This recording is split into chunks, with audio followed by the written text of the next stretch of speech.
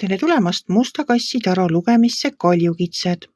Siit tuleb nädala lugemine teile nädalaks 19–25 jaanuar. Ma olen teile siia valmis pannud 7 kaarti ja vaatame, mis neil kaartidel teile siis selleks nädalaks öelda on. No selle nädala kaardid ühe sõnaga kokkuvõttes te olete üle töötanud, teil on vaja puhata ja teha plaan tulevikuks. Aga hakkame algusest peale. Siin nädala alguses tuleb see väike baas oma karikaga ja toob teile uudised. Need uudised ei ole head. Või teile tundub, et need ei ole head. Need panevad teil südame valutama. Ja teie otsustate, et vaja on ennast töösse matta.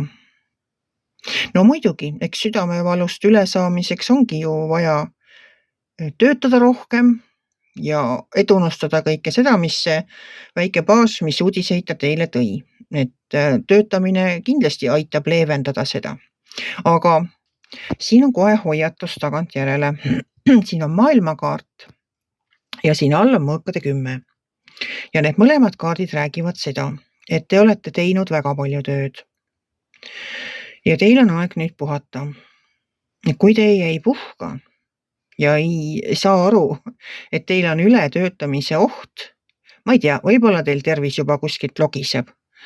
Võib-olla te ise ka saate aru, et te olete väsinud kogu aeg, tüdinenud, ei taha mitte midagi, nüüd veel niisugused halvad uudised. Ühesõnaga tundub maailm must ja polegi päikest näha kusagil. Siis võtke aeg puhkamiseks. Võtke lihtsalt aeg puhkuseks. Te olete nii palju tööd teinud, et te võite puhata. Võtke see nädal vabaks, võtke see nädala vahetus vabaks, võtke reedega vabaks. Ma ei tea, tehke nii palju, puhake nii palju, kui te vähegi saate. Võtke kõik vabad päevad ja tehke plaanid tulevikuks. Tehke plaanid järgmiseks nädalaks, tehke plaanid veebruarikuuks. Leidke aeg puhkamiseks, sest muidu võib juhtuda see, et teie tervis hakkab hoopiski kannatama selle kõige suure koormuse all, mis te olete enda õlule ladunud ja selle tohutu tööpinge all. Siin all on ka rõõmustavad uudised, et kui nädala algus oli selline trööstitu ja ületöötamise oht on suur ja on vaja puhata, on vaja ennast välja magada ja asjadele helgemalt vaadata, siis siin nädala lõpus on keisrinna kaart ja keisrinna on üldse selline naine, kes on täis armastust, tema on küllus, tema on armastus, tema on perekonnale pühendunud. Ta on täis sellist, kuidas see õige sõna on? Tingimusteta armastust. Ta on täis tingimusteta armastust. Ta on valmis oma headust, hellust jagama kõikidega.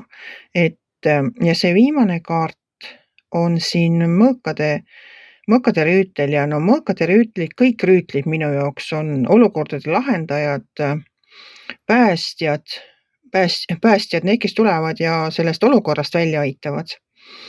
Et kui keisrinna on täis armastust, hellust ja headust ja mõõkade rüütel tuleb olukorda päästma, no siis minu soovitus on võtke selleks nädala lõpuks aeg maha, minge tehke, poputage ennast, olge oma perega koos, tehke midagi sellist, mis teil tuju heaks teeb.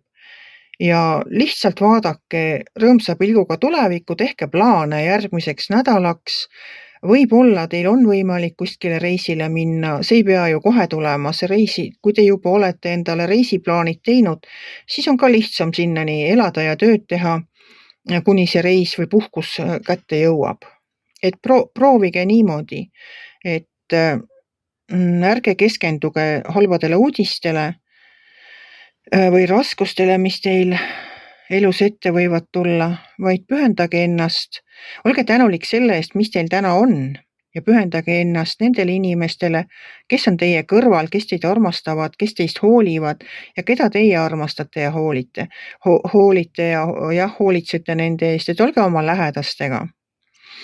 Et tehke midagi koos, et lähedastega aja viitmine on kindlasti alati väga tore. et nautige siis seda nädala lõppu ja võtke kindlasti endale aeg puhkamiseks, et te päriselt ei vaevaks ennast ära ja pärast tuleb veel kauem puhata, selleks, et sellest kõigest taastuda. Aga olgu teil üks tore nädal ja kohtume järgmisel nädalal.